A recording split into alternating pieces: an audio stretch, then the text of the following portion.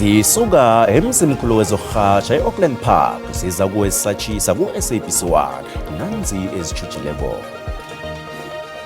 Your matter then is postponed back to the High Court of South Africa, Gauteng Division, Johannesburg, sitting here at the High Court, Johannesburg, Court number 4E, to Tuesday, the 21st day of July, 2026. Ikhotho ephakemeko yeJohannesburg ekuthulisele kusasa ukulalelwa kwecala likasomabhizinisi uVus'Umuzi Kurt Matlala kunye nabane asolwa nabo. Isikhulu salokhu ekululeni umkhwanazi uhlathulule loyo bekayintombakhe uFakazi K njengentombi esesenehliziyo ebuhlungu ngokuhlalwa athe batsho ngikho imthomela mali.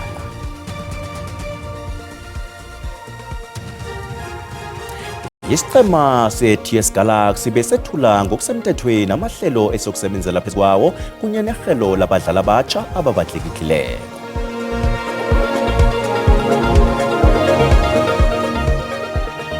Siyalotshisa emakhaya sithi ake sibawe isikhatshana senu sokuthi khe nibukele nansi indaba ku-SABC1 siyazi bona niyehla nenyuka endaweni lapho kuhlaba khona amasokana lotshani emakhaya.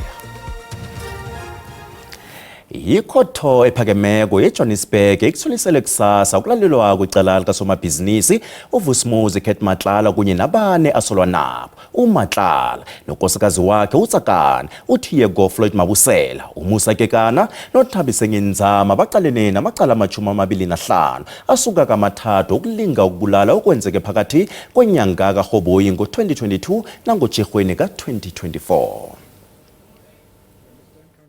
Hlangana namacala ababekwe wona kulinga ukubulala, ukurera amaqala wokulinga ukubulala, ukutholakala banesigidi esingasisemthethweni nenkulu zakhona kunye necala lokukhukuthisa imali. Ngelinye icala eliseqadi likaMatlala ngelobukhohlakali kunye nokukhukuthisa imali ekuthinda nekampani yakhe iMedicare 24. Amacwetha athi indaba yethenda iyingcenye yephenyo elikhulu elimayelana nobukirikitshane bezemali ekufaka hlangana ukulawulwa kokuthola impahla emphakathini. In the circumstances, by agreement, your matter then is postponed back to the High Court of South Africa, Gauteng Division, Johannesburg, sitting here at the High Court, Johannesburg, Court number 4E, to Tuesday, the 21st day of July, 2026, at 09 hours 30 or soon thereafter as the matter shall be heard. Accused number 1, 2, and 3, gentlemen, you are in custody. You shall remain in custody until tomorrow. Accused number 4 and 5, you are on bail. Your bail is extended until tomorrow, the 21st of July 2026. Abasolwa babuyiselwe estokisini kanti ebebangaphandle ngebheyili babuyele ekhaya bazovela godu kusasa. Ngubonakala sizokhutsha kusasa isahlulelo sesibawo sebheli sesikhulu samapholisa kamasipalata ekululeni esijanyisiweko uJulius Mkhwanazi naloyo bekayintombakhe uFakazi K. Babilaba baqalene namacala afaka hlangana ukuthatha iqhinga lokudlelezela kunye nokukhwabanisa. Lokhu kuhlotshaniswa necala ngomnyaka u-2023 lokwetshiwa kwamatshe obukhazikhazi wemali ebalelwa ku-15 miliyoni yamaranda eKhilani eJohannesburg. Umkhwanazi uhlathulule loyo ogade ayintombakhe uFakazi K njengentombi esesenehliziyo ebuhlungu ngokuhlalwa athe batsho ngikho avele nezwangu batsho ekomtshinini kaMadlanga yokuthi nguye owarera ubelelesi beKhilani. Candidly, as has been widely reported in the media, I've been a witness at the Madlanga Commission, as stated herein before, and arising from recent reports at the Commission, had been expecting my imminent arrest on not only the earlier Germiston charges, but the charge herein which I again believe to be spurious and politically motivated. Ubuye waveza nokuthi ukubotshwa kwakhe akusisemthethweni begodu kukhambisana nepolitiki. Umkhwanazi ubawe bona anikelwe ibheyili yenkulungwana ezili-10 zamaranda. Ngakelinye ihlanga uthi loyo obekayintombakhe uFakazi K ubotshwe ema-aweni ambalwa ngaphambi kokubotshwa kwakhe ngelesihlanu. Estatementini sakhe esimalungana nesibawo sakhe sebheyili ungange ngelithi kufuze anikelwe ibheyili njengombana azinikele ukwethula ubufakazi phambi kwekomishini kaMadlanga. I respectfully submit that I do not pose a threat to the safety of the public or any particular person, as I do not have disposition towards violence. I harbor no resentment towards any person and have not threatened any person in this matter. Ufakazi K ubawe bona anikelwe ibheyili ye5,000 kanti iveke epheleleko abanye abasolwa ababili nekubalwa hlangana loyo ebekasikhulu se-EMPD uKisha Lee Stools kunye no-Adrian Mackenzie babheyiliswe nge5,000 umuntu ngamunye. Sithuliselwe umvulo wevekezako isibawo sebheyili somphathi kumasipalata wemfuleni uLerato Mphulu uveleka fitshazana phambi kwekhotho kaMagistrata weVanda Bay Park malungana nezwango batsho ebuketekitshani bethenda ye-16 million. Mphulu ubotshwe nakalitshumi kiyo inyanga le abotshwa sicema samapholisa samacala okubulalena naze politiki ucalene namacala obukhohlakali neokukhwabanisa.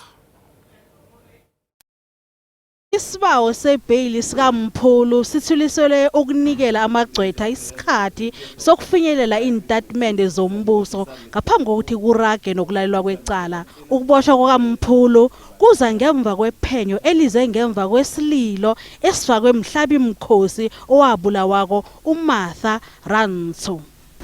Your matter is postponed to 27 July 2026 at 8:30 B Court for formal bail application.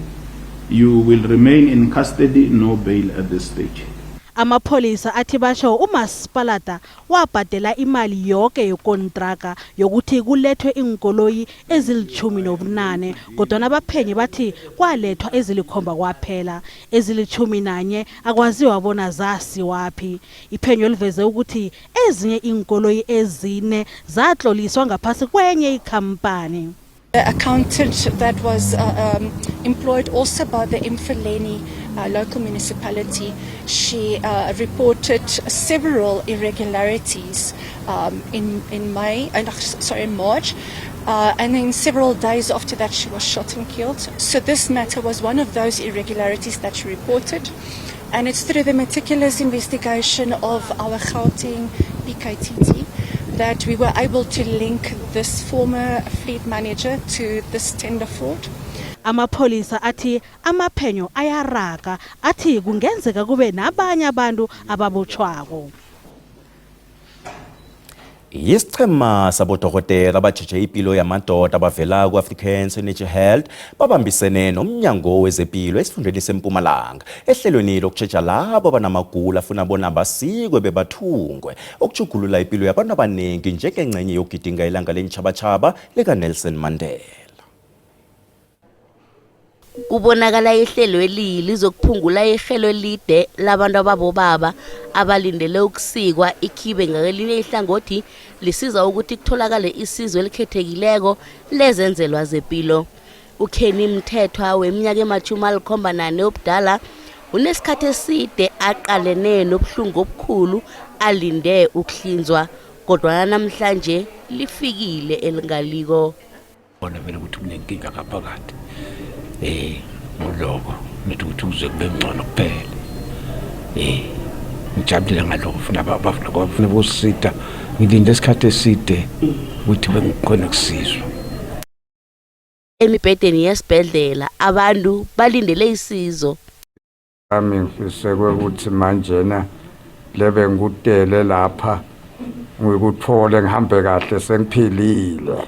Kuyayalukwa ematheater wesibhedlela abodokotela abajeje ukugula kwabobaba basebenza ubusuku nemini bajeje labo abafuna ukusikwa ngokukhethekileko ngombana lo kumsebenzi ekufanele wenziwe ngokujeja ukusukela kukankere yamadoda ukususwa kwamatshana aphezulu kweziso ukuya ekuvaleni ubudoda. We've currently conducted 122 procedures to date, and our target with this marathon is to do 200 procedures. Most of the procedures that are in the waiting list are procedures that are not necessarily life-threatening, but they impact on the quality of life. To make sure that we deal with our backlog, and also, as she mentioned, that they do have a national MOU, of which we must also have our own provincial MOU in terms of making sure that indeed our patient must not wait long. Kunethemba lokuthi ihlelweli lizokubuyisa isithunzi sabantu, liqede ubuhlungu abaqalene nabo begodu liqinise nehlelo lezempilo. Mbukeli ungaphundwa lihlelo lendaba eCutting Edge kusasa ngesimbi yethoba ebusuku ku-SABC1. Lakusasa licala izwango batsho ukukhahlunyezwa ngokomseme, ukucaphaza kunye nezinye izenzo ezingakalungi ezenziwa abafundisi bamanga nabogomela bamala bahlukumeza amathwasana.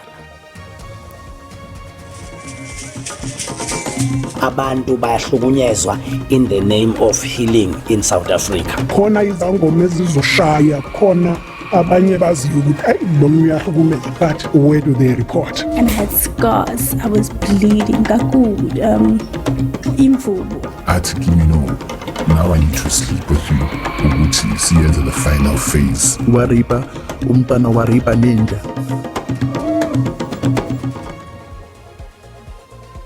Nasibuya entolo. Hani ubudakwa. Utshwala buyabambezela. Akhalinywe ngamagama abukhala amasokana amatsha bona lise uhuhulela amatshwala begodu alisa nendaba yokukhuluma ilimi elingakhulunywako ekhaya.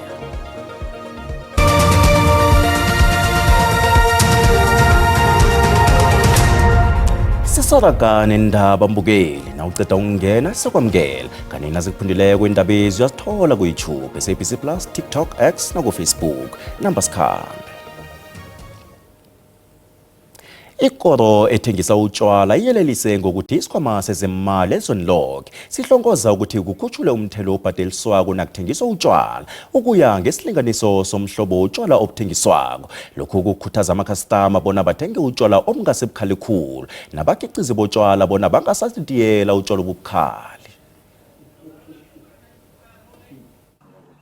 Isikhwama sezemali zelizweli sibuyekeza ihlelo labo lokubhadeliswa komthelo wotshwala, ukukhandela umonakalo emphakathini nokuthengiswa kotshwala obungasisemthethweni.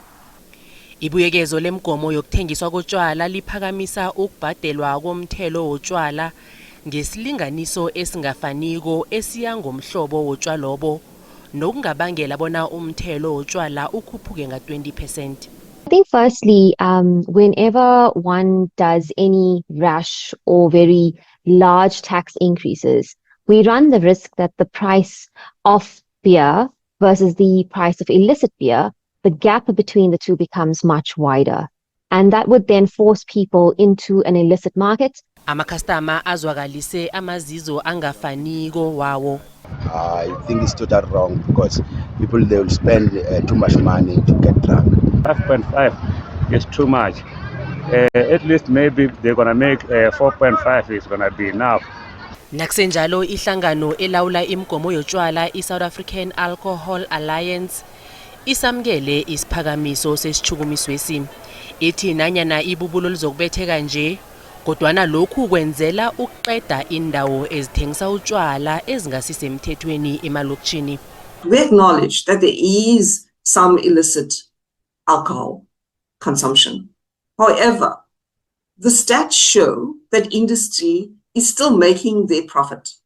Nanyana kunjalo kodwana ikoro elawula imgomo yotshwala iyavuma bona ukubhalelwa kwamapholisa okuqinisa isandla kwenza bona utshwala buhuhulelwe ngaphandle kokuzilinganisela elizweneli. Umango wendawo ezinamandebele muhle uyafanelwa ngamasokana akhudukileko endaweni eziningi kuyahlatshwa. Sithumela ababiki indaba bethu endaweni ngokwahlukahlukana kwazo bona bayosihlanganisela indabezi. Lapha ke kusemaplasini weBabsfontein hlanu kweBrongoro eGauteng ekosaneni yakwaSomgulatshani. Sifike khona safumana kukuhle kufanelwa. Amasokana akhuthazwe bona arage nefundo ukwela akutsho bona kufuze babekelele phambili ukudelela bahuhulele namatshwala bakhulume namalimi angakhulunywako ekhaya.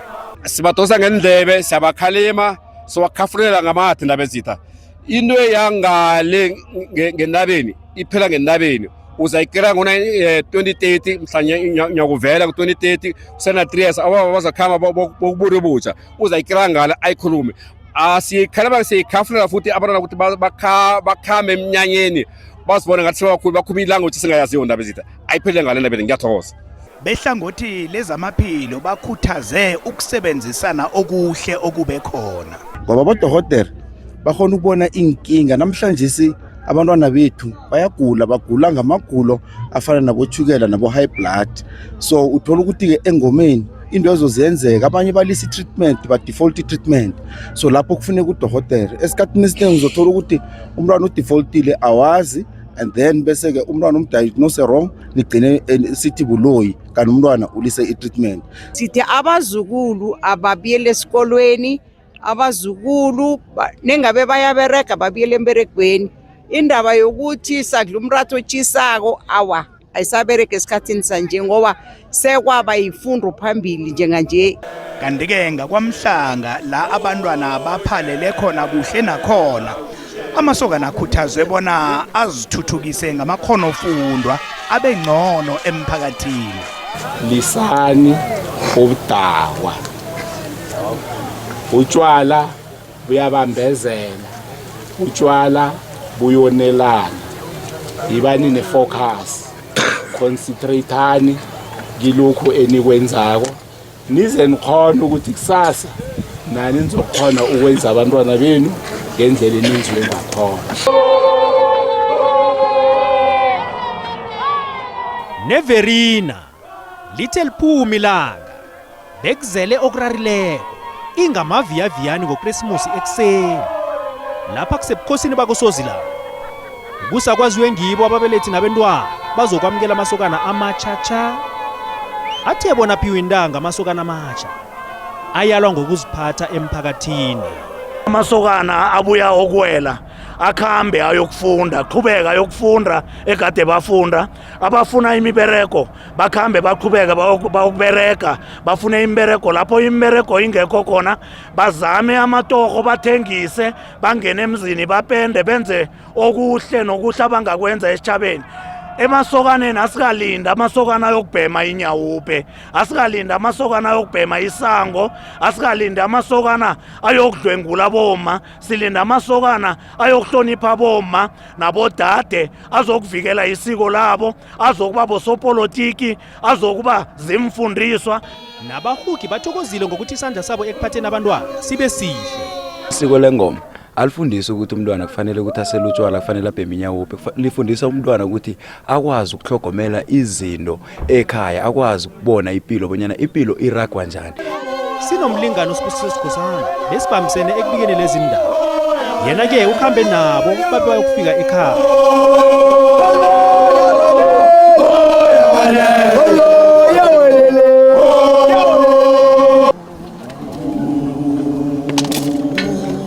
Kunjalo mabhandi bathe nababuyako bangena ngegwabo ekhaya bahlangatshezwa ikomo ebotshwe ngaphasi komuthi ibotshelwe isokana nabangani balo usobesa nguye obalayilako kwaba ingena ngakwethu. Bathe nabaphuma ngekhaya ngemva kwesikhatshana ikomo yabesele ihlatshiwe abomna kwabo babahlinzela amasokana amatshala isitshebo sabo aboma nabo abakazibeki phasi ngesibuyeni balungiselela ukupheka kubhagwa amakuke ngendlini nakusebandla khona bese lekuthomile ukosa isibindi abosobesa nabonobesa babuka isiko lengoma nanyana basele bavuza ingikhwama nje. Dlule kamnandi khulu abantwana bethu balikhomba hayi babuye balikhomba kanjalo nje badlule kamnandi sithokoze khulu namakhosi nokubambisana. Inyanga ezimbili ezi babusikhosana zibe buhlungu khulu kimi umntwana mloya umntwana okhutheleko umntwana oberegako wena umntwana othanda ikereke bengithi noma ngibhalelwa uyayithatha ipoto ayibeke estofini usesemntwana olalelako ngiyacabanga ukuthi noma bakhambe nabo baba ngane ngatshintshe uza kubuya lo kanjalo yena umntwana olaleyo nomntwana othanda isikole bakenza ugrade 12 mara sambona ukuthi isiko luyalithanda. Amasokana amatshala abe azitsho bona abobani ngithwahla latuma izulu elikhulu langeverina lathatha mina umsana kamthweni langiphosela ngale kwentraba langibuyisa sengelisokana cala nje ngihala ngangangani ngiwa ithosa ipere emhlophe engakhambi phasi khamba phezulu emgogodlweni entraba. Ngingumuntu kababa umuntu odume njengezambane manje ubaba ngibani ngiboleka isiphaphamtjhini ngichinge ngale ngaphetshe ngokucala intombi zakhona ngoba intombi zangeverina zithi naziphekileyo zicabanga amanye amadoda. Ngilisokana eliteni lithokozako lithokoza bomma bajiluke ilanga lingekho nginguma ukhuthalele ezimfaneleko ningangicali khulu ngakubaba ningicale khulu ngakubodade. Ngingusibusiso Sikhosana endabeni ze-SABC eJohannesburg. Naka amasokana amatsha ethulela isitshaba akufundileko kubobaba. Siyajabula namhlanje ngomana sikhambile nabo baba sayokubona indlela yokuba ukusukana nokwabudoda. Nalabo abafana nami abasenkoloni ezinkulu babuyele nawo nalabo nabafowabo emdele bawele nyakuvela nabo babaphekelele bayobafundisa lokho abasifundise khona. Awukhambi batsho la endleleni nawo unyaza nanoma ngibani umuntu bakufundisa ukuthi ukwazi ukube nobuntu wazi ukuthi usijamele. Isiko lethu kosele sihlezi kosele siligcine ngaso sonke isikhathi endlini nabakutshela ukuthi kumele ukhambe uyokwela ungangabazi. Because engomeni ukuthi sofunda ukulawula sofunda ukuziphatha ukuthi nawe isokana uziphatha njani. Sithanda ukuthi sibuyele esikolweni bebangasebenzi bafuna umsebenzi basebenze. Nasikhambe nabo baba nje basona sibuye emakhaya sisidelela bezali hawa sofunda ihlonipho bobaba basifundisa ihlonipho. Umbono onke wombukeli SABC ayizokuthwasa umlando ukuziphendulela kombono wombukeli.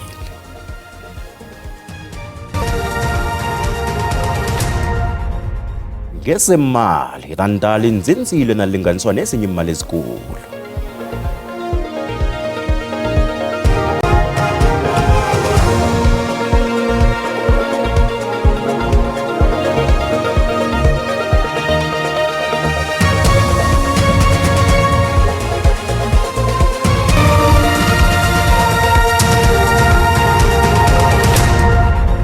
Usihlalo we-TS Galaxy uthi Msukazi wethule ngokusemthethweni amahlelo ayokusebenzela phezukwawo kunye nehlelo labadlali abatsha abatlikitlikileko. Lokhu kwenzelwe ePitori endaweni etsha abayokudlalela kiyo abadlali abafana naboSifiso Ngobeni, Nhlakanipho Ngwenya nabanye.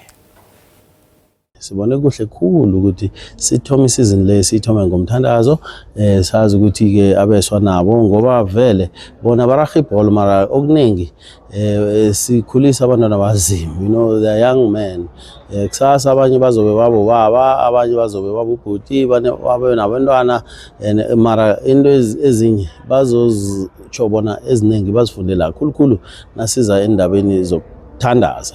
So ingakho sithi awa singeze sakhuluma ngendwe kwaphela masifake imali yethu la umlomo wethu ke ulele khona nasithi ke sibabantu bakazimu ucanze then ufuna ibonakala nangembereko yethu. Ingakho ke namhlanje siyabeswa sibaveze la ekeregeni noma emberegweni obuyikereke sisele mhlambe nama training matches a competitive 4 or 5 esiwadlala emva kwalokho ke sibe lesiredi ukudlala umdlalo eBloemfontein kungumdlalo wokuthoma. Okunkare khulu nokusikare khulu sibalandeli sisonke njengoba sihlangene sinje ukuthi utlikitla abadlali abasesebatsha abanekhono enonelihlo elibukhali njengoba vane sitsho namkha ngitsho manje lokhu sibalandeli be-TS Galaxy siyakujabulela namkha siyakuthanda lokhu.